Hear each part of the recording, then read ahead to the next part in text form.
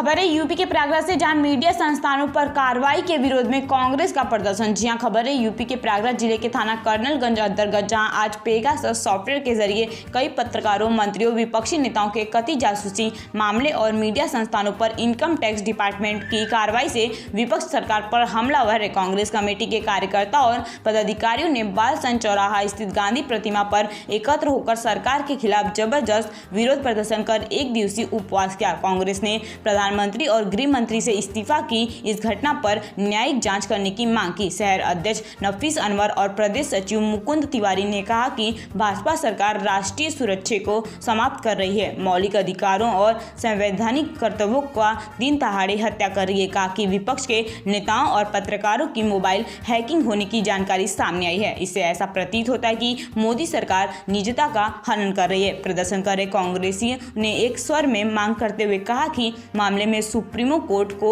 स्वतः संज्ञान लेते हुए न्यायिक जांच का आदेश देना चाहिए। अन्य देशों में भी इस तरह की अनैतिक काम की जांच की बात चल रही है। कहा कि भाजपा नेतृत्व वाली केंद्र सरकार खुद को कमजोर पाकर विरोधियों की जासूसी में लगी है। इसके माध्यम से ही कर्नाटक और मध्य प्रदेश में सरकार तोड़ने का काम किया गया। देखिए प्रयागराज से कुमारी मनोज सिंह की यह रिपोर्ट। पूरे लोकतंत्र को लूट रहे हैं। यहाँ तक जो स्काईवेयर या पेगासस के माध्यम से पकड़ा गया है, सिर्फ राहुल गांधी का नहीं, हमारे यहाँ कई पत्रकारों का, कई मंत्रियों का वहाँ पे कॉल रिकॉर्ड किया गया। जो पता चला, इसके माध्यम से सोचिए कि जब पेगासस हमारे देश में घुस गया है तो हमारा इकोनॉमिक व्यवस्था कभी भी लूट सकता है। इसलिए कि सिर्फ टैपिंग की बात नहीं है, क्योंकि हमारा आधार कार्ड जो है लिंकअप कर दिया गया है। हमारा आधार कार्ड मोबाइल से हर जगह से लिंक कर दिया गया है।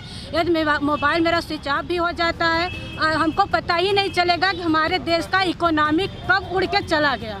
इस तरह से हम मोदी जी से कहना चाहते हैं कि आप पेगासस को जो भारत के अंदर घुसेड़ दिए हो या ले आ दिए हो, तो इससे हमारे भारत पे, लोकतंत्र पे बहुत खतरा है। ये हमारे आतंकवाद से भी बड़ा खतरा है। ठीक है, परिचय दीजिए। माधवी राय, महानगर उपाध्यक्ष युवा कांग्रेस। इसके अंदर इमरजेंसी जैसा हालात बन चुका है। जिस तरीके से आज पूरे देश के सम्मानित 53 लोगों के खिलाफ मोदी सरकार द्वारा फ़ोन टैपिंग, जासूसी कराई जाती है, और कल जिस तरीके से मीडिया के ऊपर मोदी सरकार द्वारा एक बड़ा उनके साथ घृणित कार्रवाई किया जाता है, निश्चित तौर पर पूरे देश की जनता कहीं ना कहीं मोदी सरकार से गुस्से में है।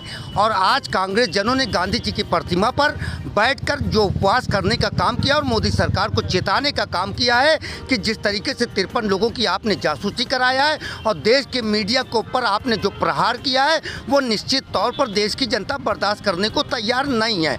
आज नौजवान बेरोजगार है, किसान सड़कों पर बैठा है। जो मोदी सरकार का विरोध करता है उसके खिलाफ मोदी सरकार उसको दबाने के लिए कहीं ना कहीं अपने लोकतंत्र की हत्या करते हुए, कानून का सहारा लेते हुए वो कहीं ना कहीं परेशान करने का काम कर रही है। सरकार का कहना है कि तो हर देश करता है। नहीं, देखिए जिस तरीके से हम आपको एक बात बता दें, मोदी जी जब गुजरात के मुख्यमंत्री थे, आपको याद होगा कि एक महिला की फ़ोन टैपिंग का मामला पूरे देश के अंदर बहुत तेज़ी से आया था। आज ये दोहरा के मोदी जी ने साबित कर दिया है कि वो कहीं ना कहीं लोगों की जासूसी कराते हैं और जासूसी करके उनको दबाव बनाने का काम करते हैं। क्या संदेश देना चाहते हैं इस सब पर?